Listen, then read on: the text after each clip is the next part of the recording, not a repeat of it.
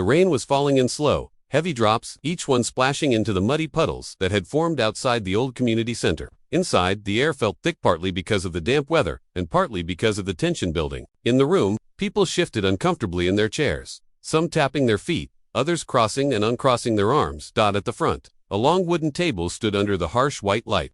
3 judges sat behind it, their faces serious, eyes moving between the people in the room. This wasn't a normal gathering, it was a hearing, a place where decisions could change lives forever. In the corner, almost blending into the shadows, sat a young woman. She kept her head slightly bowed, as if trying to hide from the eyes scanning the room. Her hands rested on her lap, fingers tightly interlocked. She wasn't dressed in expensive clothes, just a simple, faded jacket and worn-out jeans. But there was something in the way she sat. Quiet, still, yet strong. Her name was Sarah. Most of the people in the room didn't know her story, and maybe they didn't care. To them, she was just another face, another case, another file to be read and forgotten. But Sarah wasn't here to be forgotten. A man in a dark suit, the opposing lawyer, stood up and began speaking with confidence. His voice was loud and sharp, cutting through the stillness like a blade. He painted a picture of Sarah that was cold, distant, and unfeeling, a picture that wasn't true. But he spoke as if every word was fact. Some people in the audience nodded along, others whispered to each other. Sarah kept her eyes fixed on the table, her mind replaying everything she had been through, the nights without sleep, the endless waiting, the whispers behind her back. She had been judged long before this day had even started. The lead judge leaned forward, his voice calm but commanding. "Miss Sarah," he said, "you may speak now."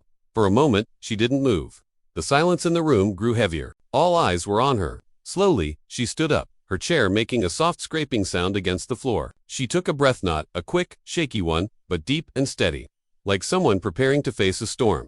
"I know many of you already have your minds made up," she began, her voice quiet yet clear. "I can see it in your eyes. But I'm not here to beg for sympathy. I'm here to tell you the truth." The room shifted, people leaned forward, curious despite themselves. Sarah's hands no longer trembled. Her voice grew stronger with each word. She began to tell her story, not in a rush, but slowly, making sure every sentence landed. She spoke about the injustice she had faced, about the moments when no one stood by her, and about the small, fragile hope that had kept her moving forward.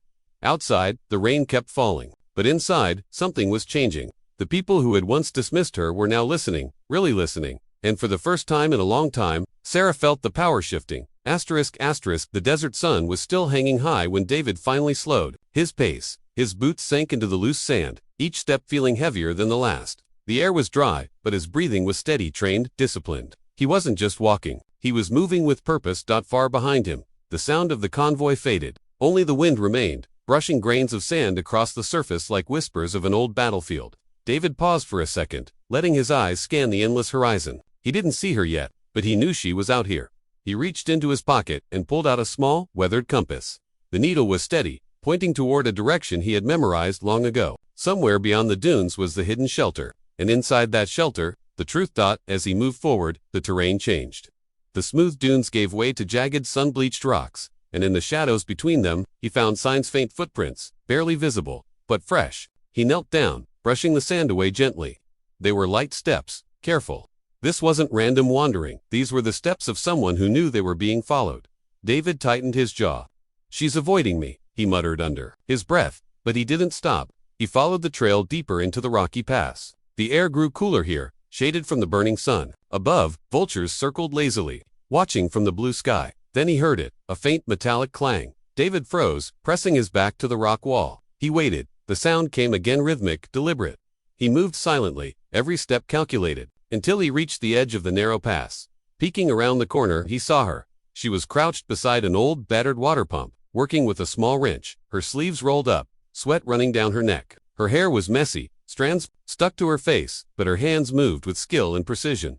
For a moment, David didn't move. He just watched. She hadn't changed, not in the way she moved, not in the quiet determination in her eyes. But then she looked up. Their eyes met. Her hands froze, the wrench still in her grip. David stepped out slowly, his voice low but steady. "It's been a long time." She didn't answer, not yet. Instead, she stood, the wind catching her hair, her gaze never leaving his. Her face didn't soften a smile, no relief, just a calm, unreadable expression. Finally, she spoke. Her voice was the same as he remembered, quiet but strong. "You shouldn't be here." David took a step closer. "I had to find you." Her eyes narrowed slightly. "You're too late." The silence that followed wasn't empty. It was heavy filled with the weight of years, of choices made, of truths unspoken. And deep down, David knew whatever she meant by too late, it wasn't just about time. Asterisk.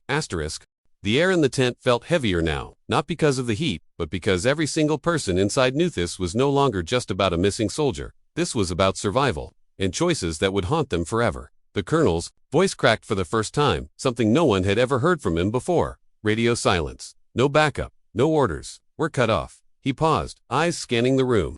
And she's still out there. Everyone knew who she was. It had been hours since anyone had heard from Staff Sergeant Marin Hale. The desert had swallowed soldiers before, but Marin wasn't just any soldier. She was the one who never quit. The one who always brought her team back, no matter how bad the mission went. But now, silence. The medic, still kneeling by a wounded private, looked up slowly. "Sir," she said, voice steady but laced with something cold. "If she's alive, she's either moving towards us, or they've got her." They didn't need explaining. Everyone knew hostile militia, ruthless, trained in guerrilla warfare, with no mercy for prisoners. Outside, the wind howled, carrying with it the faint metallic taste of sand and smoke. Somewhere far off, a dull thump echoed artillery, or maybe just the wind knocking over rusted sheet metal. No one could tell anymore. Private Kearns paced like a caged animal, his boots scraping the dusty floor. "We can't just sit here. We've got gear, we've got weapons, we can go after her and walk straight into an ambush." Sergeant Vega snapped, cutting him off. "That's exactly what they'd want. One missing soldier turns into 4, then none of us make it back." The argument simmered. No one dared raise their voice to high sound traveled in the open desert. In the corner, Lieutenant Ross was studying the map like it was a puzzle that might reveal her location. His finger traced ridgelines, old creek beds, places she might have gone to find cover. She wouldn't go north, too exposed.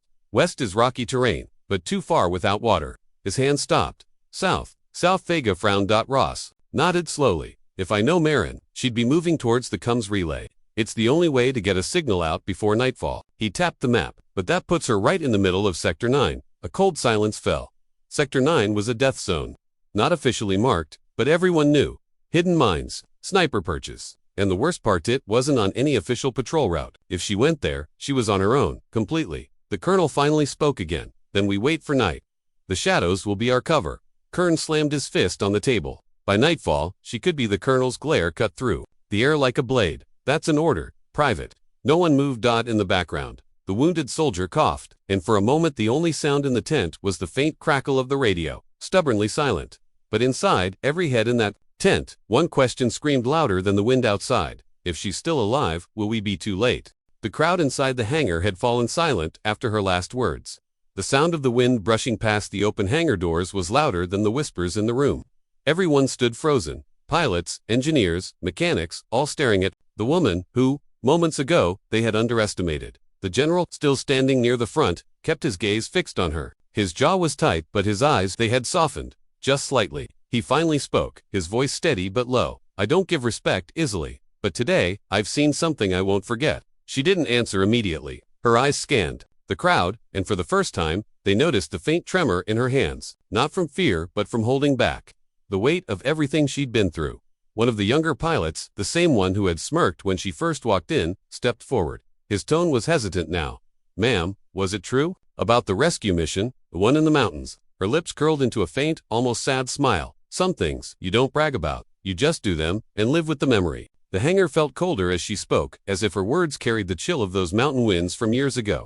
The men and women around her suddenly realized this wasn't just another officer.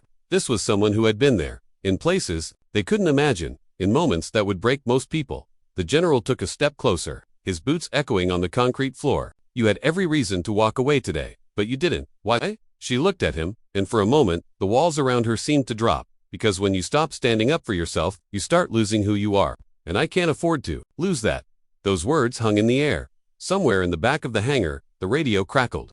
A voice came through, static-filled but urgent. "Command to Hangar 3. We have a situation." The general's head turned toward the sound. He reached for the radio, but before he could respond, she had already started walking toward the exit, her coat swinging lightly with each step. "Where are you going?" he called after her without looking back. She answered, "Where I'm needed." The general stood there for a moment, watching her silhouette disappear into the sunlight outside.